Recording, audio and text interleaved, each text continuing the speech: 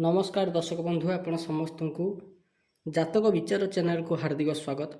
आज वीडियो रे जानिबा केउं ग्रह भोग विलास प्रदान करे, केउं ग्रह कोटिपति करिपारे आउ केउं ग्रह भितरे सेतिकी सामर्थ्य अछि जे कि सर्व शत्रु को दमन करिपारे। ज्योतिष शास्त्र रे बाय डिफॉल्ट जो कुंडली स्ट्रक्चर अछि ताकू कहंती कालपुरुष कुंडली। कालपुरुष ठारू ही आरंभ हुए एस्ट्रोलॉजी बा जातक विचार मुख्य कॉन्सेप्ट। प्रत्येक लोकर कुंडलीर किंग होची लग्नेश। ये जो घर देखुना या कहती लग्न घर अर्थात प्रथम घर, यू आरंभ होकर आंटी क्लॉक वाइज बुलिब घर। ये जो घर प्रत्येक कुंडली रे यही घर मालिक जी ओनर जी लॉर्ड ऑफ फास्ट हाउस जी सी हूँ कुंडलीर किंग अर्थात राजा।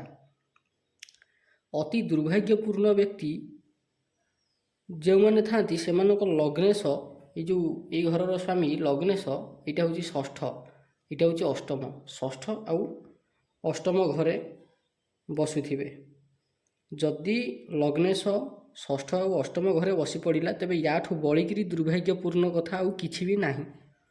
अनेक ज्योतिष आचार्य मर्मज्ञ कहती जे कुंडलीर राजा हूँ लग्नेश। जदि लग्नेश बलवान अच्छी तेबे बहुत किसी जिनस होजे। जदि लग्नेश बलवान अच्छी तेबे लक्ष लक्ष संकट आसिले भी से व्यक्ति से सेफली बंचिकी बाहरी जाए। किंतु जदि लग्नेश षष्ठ किंबा अष्टम घर को चली जाए तेबे अष्टम घर को मृत्युर राति कहुए। अर्थात एभली अंधार जो अंधार रे शनि को छाड़ीदेले बाकी सबू ग्रह तिष्ठि पारती नहीं आ माड़ खाई जाती। ग्रह मानक भितर वन एंड ओनली शनिदेव होउछंती गोटे ग्रह जे यही अष्टम घरे ये जो घर देखुंती या कहती अष्टम घर। यही अष्टम घरे भी तिष्ठि पारती। आउ गोटे सब इम्पोर्टेंट कथा हूँ कौन, शनि ग्रह अष्टम घरे थाइकरी भी अंधारे थाइकरी भी देखिपारती। अर्थात तांकर दृष्टि रे एते शक्ति अच्छी। तेबे आज जानिबा जे ज्योतिष शास्त्र रे कुंडली रे एमिति केउं ग्रह अच्छी जे कोटिपति कर देई पारे। कुंडलीर ये जो द्वितीय घर यहाँ देखुंती या कहती द्वितीय घर, यहाँ लग्न प्रथम घर आंटी क्लॉक वाइज बुले यहाँ हला द्वितीय घर। द्वितीय घर जो देखुंती से द्वितीय घर को देखा पड़ो बुझे। कुंडलीर ये जो द्वितीय घर या कहती धनर घर। तेणु लॉर्ड ऑफ सेकेंड हाउस को कह जाए धनेश। कौन कहती धनेश। यहाँ देखुनी धनेश ताकू धनेश बोली कहती। जदि धनेश को प्रसन्न कर दे पारे तेबे गोड़ा हाथ बांधिक बसले भी धन संपदा आपे आपे आसिक प्राप्ति हो जाए। किंतु सूत्र यहीटा भी कहे जे देखा पड़ो जे कुंडलीर केउं घरे धनेश बसी। ये जो लॉर्ड ऑफ सेकेंड हाउस ये कौ घरे बसी द्वादश घर भितर सेटा देखा पड़ो। ध्यान देवे गोटे कथा, जो ग्रह द्वितीय घरे बसी ए घरे जो ग्रह बसी ताकू धनेश कह जाए नहीं, बरम ये द्वितीय घर स्वामी जीए ताकू कह जाए धनेश। अर्थात ये घरे जो राशि लिखाई थबो से राशिर स्वामी ग्रह जीए ताकू ही कह जाए धनेश। Concept clear. तेबे धनेश क्यों घरे बसिले कौन फल दिए ताहा एबे कहूची शुणन्तु। सूत्र कहे धनेश जदि लग्न घरे बसिला अर्थात लॉर्ड ऑफ सेकेंड हाउस जदि फास्ट हाउस रे बसिला तेबे व्यक्ति गंभीर कठोर मानसिकतार हो जाए। अर्थात कठोर कार्य करी धन अर्जन करे। जेते चेष्टा करू से टार्गेट रे जेतिकी धन इनकम करने को चाहिए ताठार सबुबले कम इनकम ताको प्राप्ति हबो। केवल सेतिकी नुहे एभली व्यक्तिर व्यवहार रे ही टंका लोभर झलक देखा मिल जाव। धन को लेकिरी सबुबले चिंता लागिकी रहिबो। किंतु एभली व्यक्ति लाभ क्षतिर चिंतार सबुबले बुड़ीकी रहती। परिवारर भरण पोषण भलरे करती। नेक्स्ट होची धनेश जेबे धन घरे अर्थात द्वितीय घरे बसे माने लॉर्ड ऑफ सेकेंड हाउस जदि सेकेंड हाउस रे बसे तेबे याकू कहती स्वराशि। ध्यान देवे धन भाव हेउची लाभ भावर चतुर्थ घर। एकादश होउची लाभर घर, 1 2 3 4 ये लाभ घर ये है चतुर्थ घर। लाभ द्वारा जो सुख प्राप्ति हम सेटा देखा जाए धन घर। तेणु धन और लाभ उभय उभयों सह जड़ित। सूत्र कहे धनेश जेबे द्वितीय घरे बसे लाभर घर बसे तेबे व्यक्ति कुटुंबवान हुए। कुटुंबर भरण पोषण करिबारे चिंतारे सबुबले लागिकी रहे। पैतृक संपत्ति को हाथे हाथे पाई जाए, कौनसी ताकू कष्ट करिया को पड़ेनी। जेते पैतृक संपत्ति अच्छी अन्य भाई भौणी मानक अपेक्षा याकू ही अधिक मिले। एटा लेखिकी रखि नियंतु। पितांक ठारू लाभ प्राप्ति करे, सरकारी सहायता भरपूर मात्रा ता जीवन में प्राप्ति करे, सरकारी चाकरी प्राप्ति करे, उच्च पदरे विभूषित हुए, किंतु सामान्य लोभी हो जाए। आउ टंका खर्च करने पूर्व 100 थर भावी चिंतिकी खर्च करे। बाणी भी बहुत सुंदर हुए। एठी गोटे जोग कहूची, ये जो जोगटा बनाऊँगी ये जोगटा कोटिपति हबार जोग। यही जदि लॉर्ड ऑफ सेकेंड हाउस रे बसिला ताले एभलिया लोक निहाती ता जीवन में कोटिपति हवाटा थय। कम से कम सी जीवन में टंका 20-30 लाख रु कम रखिब नहीं, एटा तो स्पष्ट। नेक्स्ट अच्छा आउ गोटे भल कथा कहूँ, कोटिपति हबार जोग केमती बने आपन को कहूँ शुणु। ये जो द्वितीय घर देखुंत यही घरे 2टी ग्रह मनीष को कोटिपति बनई दे पारती। जड़े हेले देवगुरु भगवान श्री बृहस्पति, आउ जड़े हेले दैत्यगुरु भगवान श्री शुक्राचार्य व शुक्रदेव। केमिति भगवान श्री शुक्रदेव होउछंती 2टी राशि रो मालिक। गोटे होची वृष आउ गोटे हला तुला। Concept clear. जदि एठी वृष किंबा तुला आसुची आउ सेठी शुक्रदेव बसी जाइछंती तेबे बहुत भल। ए 2टी राशि भितर जेकोसी राशि जदि द्वितीय घरे बनूचे और शुक्रदेव बसछंती तेबे तो से मनीष ता जीवन में टंका लक्षरू कम संपत्ति नथब। जहाँ भी प्राप्त होब सबू लक्ष कोटी उपर कथबार्ता। केवल सेतिक नुहे जीवन प्रारंभिक अवस्था ही बहुत टंका अर्जन कर नब, यौवनावस्था ही अत्यधिक टंका अर्जन करदेव। किंतु पत्नी सह मतभेद हम। बेले बेले पत्नी सह एते झगड़ा झाती हम जे कथा डिवोर्स पर्यंत पड़ेब। आ प्रायतः देखा जाए बेले बेले पत्नी धन हरणकारी भी हो पारे। अर्थात यांकर पत्नी जी हेबे से यांकर धन को हरण करने। देखिए विवाह पर किसी लोकंकर डिवोर्स हो जाए आ तांको पत्नी जेतिकी आनी नथव ताठू अधिक केस करिकरी नहीं पड़े जाए। ये भली जो जिनसटा जातक सह घटे सेटा यही क्षेत्र में घटे, जोटा बर्तमान आपन को सूत्र कहली। Concept clear. नेक्स्ट होउची कौन व्यक्ति जदि हाँ आउ गोटे भल कथा कौन जदि बृहस्पति एठी बसिछंती तेबे सूत्र कहे कौन मीन राशि नचेत धनु राशि। बृहस्पति ये 2टा राशि, गोटे धनु राशि गोटे मीन राशि। जदि एठी मीन राशि किंबा धनु राशि होउची आउ बृहस्पति बसिछंती से भली क्षेत्र में धन संपत्ति तो जीवन में बहुत अर्जन करिवो, किंतु पितांक सह टिके मनांतर मतांतर लागिकी रहिवो। बड़ पुआ से लोकर निजस्व बड़ पुआ जी हम ता सह मनांतर मतांतर लगी रहिवो। द्वितीय सूत्र कहे जदि द्वितीय घरे बृहस्पति बसिछंती तेबे से व्यक्तिर पैतृक संपत्ति कोटी कोटी उपरे थव। जीवन प्रारंभिक समय खूब अधिक धन एकत्रित करनब। अर्थात या हाथे हाथे ही यार यौवनावस्था ही पैतृक संपत्ति प्राप्ति हो घरे भागबांट हो या धन संपत्ति प्राप्ति हो। नेक्स्ट आसवा तृतीय घर आड़ की। यहाँ घर तृतीय घर 1 2 3 तृतीय घर। जदि द्वितीय अर्थात लॉर्ड ऑफ सेकेंड हाउस जदि तृतीय घरे बसिला तेबे अत्यधिक परिश्रम करांती धन प्राप्ति पाई। एभली व्यक्ति मिथ्या कहवा ठारू बंचिबा आवश्यक। एभली क्षेत्र में अभिशप्त धन प्राप्ति हेबार जोग तैयारी हो जाए आउ अभिशप्त धन को भी प्राप्त करनी।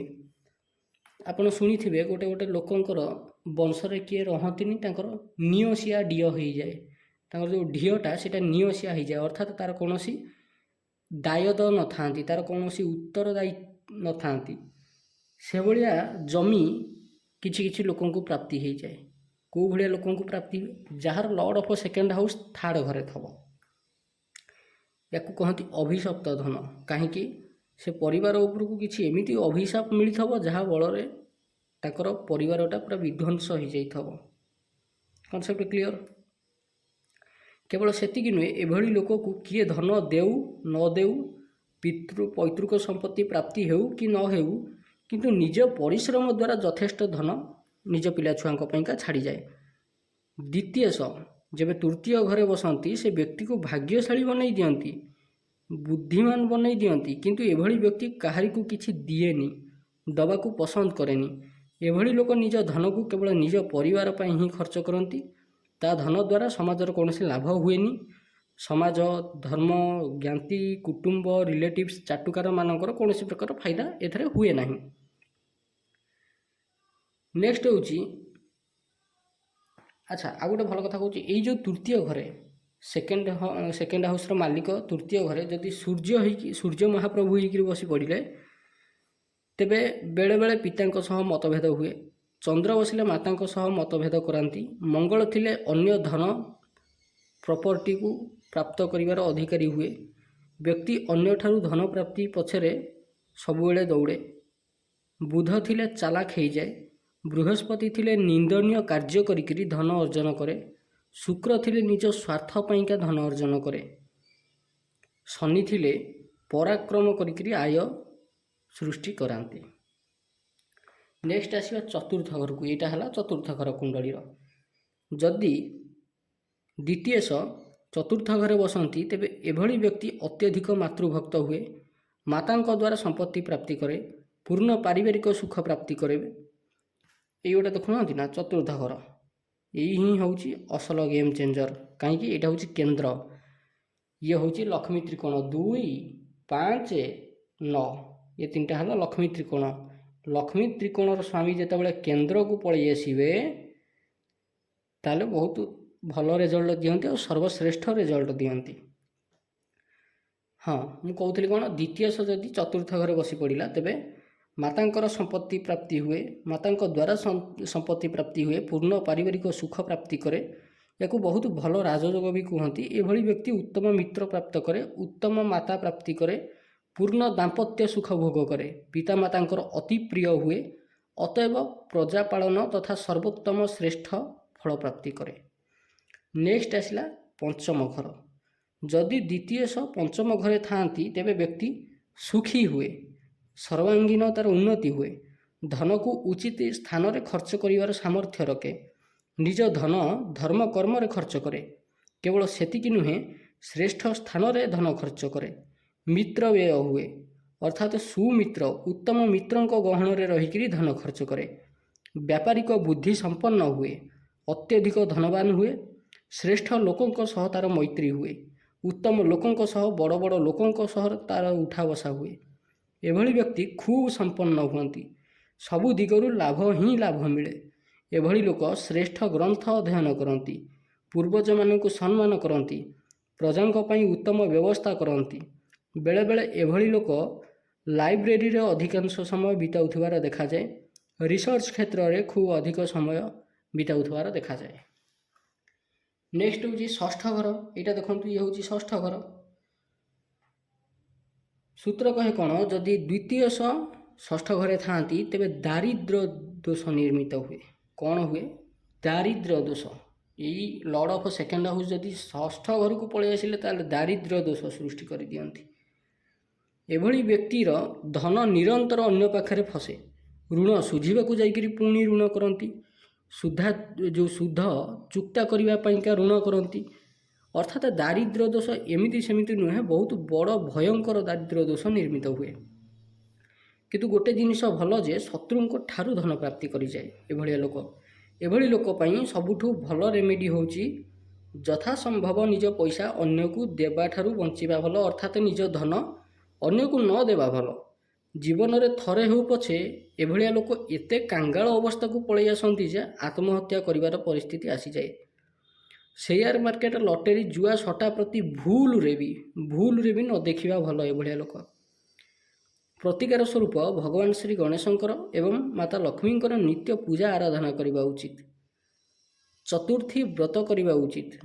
ଏହି ଘରେ କେବଳ ଶନିଦେବ ଆଉ ମଙ୍ଗଳଙ୍କ ବ୍ୟତୀତ ଅନ୍ୟ ଯିଏ ବସିଲେ ବି ମାଡ଼ ଖାଇଯିବ। ଦ୍ୱିତୀୟେଶ ହେଇକିରି ଶନିଦେବ ଆଉ ମଙ୍ଗଳ ଯଦି ଷଷ୍ଠ ଘରେ ବସନ୍ତି ତାହେଲେ ଗୋଟେ ପ୍ରକାର ଉଦ୍ଧାର କରି ନେବେ, ନଚେତ ସେ ଲୋକର ଅନ୍ୟ ଯେକୌଣସି ଗ୍ରହ ଏଇ ସ୍ଥାନରେ ବସିଥିବ ସେ ମାଡ଼ ଖାଇବାଟା ଥୟ।